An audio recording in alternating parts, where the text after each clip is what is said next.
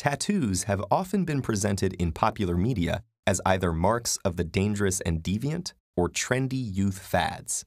But while tattoo styles come and go, and their meaning has differed greatly across cultures, the practice is as old as civilization itself. Decorative skin markings have been discovered in human remains all over the world, with the oldest found on a Peruvian mummy dating back to 6000 BCE. But have you ever wondered how tattooing really works?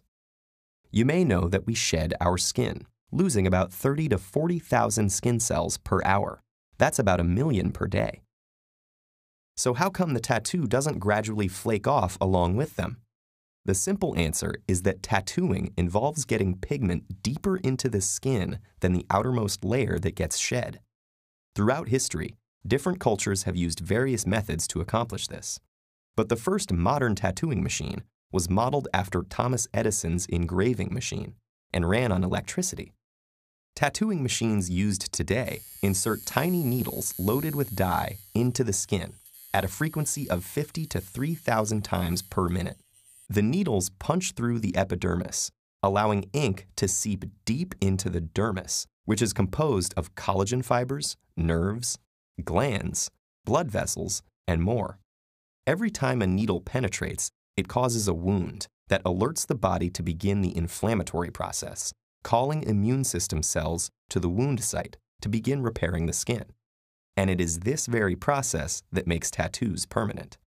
First, specialized cells called macrophages eat the invading material in an attempt to clean up the inflammatory mess.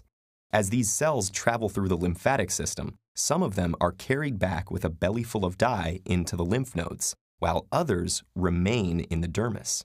With no way to dispose of the pigment, the dyes inside them remain visible through the skin.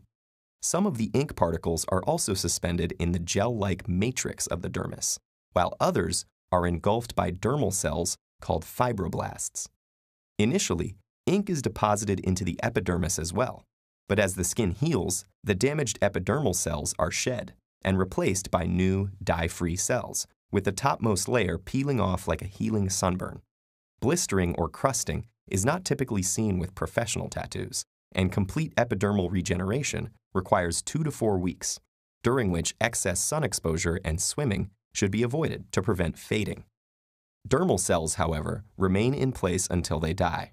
When they do, they are taken up, ink and all, by younger cells nearby, so the ink stays where it is.